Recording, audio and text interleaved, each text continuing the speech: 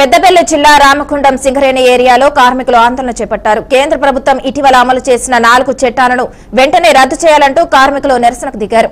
కార్మిక సంఘాల జేఏసీ ఆధ్వర్యంలో నల్ల బ్యాడ్జీలు ధరించి పెద్ద ఎత్తున నిరసనలు తెలిపారు.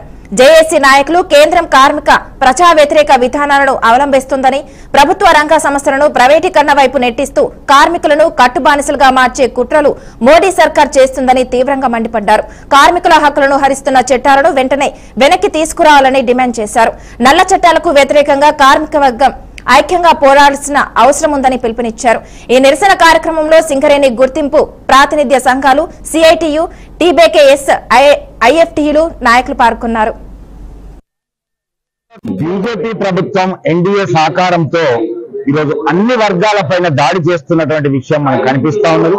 గతంలో రైతాంగం పైన ఏ విధంగా అయితే నల్ల చట్టాలు చేసిందో ఈ రోజు కార్మిక వర్గం పైన కూడా ఆ రోజు 2019లో చేసినటువంటి వేజెస్ కోడ్ అయిపోయింది, అలాగే 2020లో చేసినటువంటి ఇండస్ట్రియల్ రిలేషన్స్ అయిపోయింది, సోషల్ సెక్యూరిటీ అయిపోయింది, సేఫ్టీ అండ్ మెడికల్ సంబంధించినటువంటి వాటి మీద చట్టాలు చేసి దాన్ని మొన్న 21వ తారీఖు నవంబర్ నుంచి ఇంప్లిమెంట్ చేయడం అనేటువంటిది కార్మిక వర్గం మీద ముప్పేటు దాడిగా భావిస్తాను.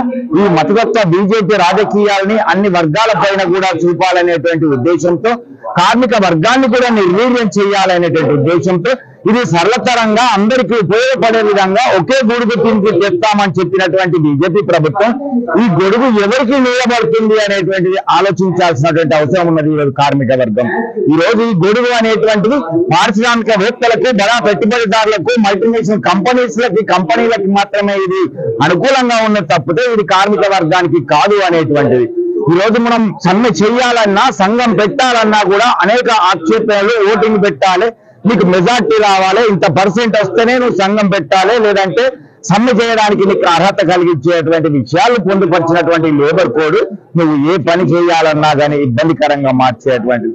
చివరికి 8 గంటలకు బదులుగా 10 గంటలు, 12 గంటలు చేసుకోవడానికి కూడా యాజమాన్యానికి అనుకూలంగా భారతదేశ వ్యాప్తంగా జూలై 9 తారీఖు నాడు ఈ 29 చట్టాలని అమలు చేయాలి, 4 లేబర్ కోడ్లను రద్దు చేయాలని దేశవ్యాప్తంగా కోట్లాది మంది కార్మిక కర్షక వర్గాలు నిరసన తెలియజేసిన, సమ్మె చేసిన ఈ నరహంతక మోడీ నరేంద్ర మోడీకి బుద్ధి రాక మొన్న బీహార్ ఎలక్షన్ లో గెలవంగానే, అదేవిధంగా కర్రెలగుట్ట నుంచి పట్టుకొచ్చి యుద్ధాన్ని అంతం చేయగానే ఇక నా అంత మొరగాడలేడు, ఈ భారతదేశంలో నేనే వెళ్తానని ఓ గుర్ర వీగుతూ ఇవాళ కార్మికులపై, కార్మిక హక్కులపై 29 చట్టాలను, మనం అనేక మంది త్యాగదారులు సాధించిన చట్టాలను, ఇవాళ కార్మికులకు అనుకూలంగా ఉండే చట్టాలను దాన్ని తుంగలో తొక్కి ఇవాళ 4 లేబర్ కోడ్లను అమలు చేయడానికి బిల్లు పాస్ చేశాడు.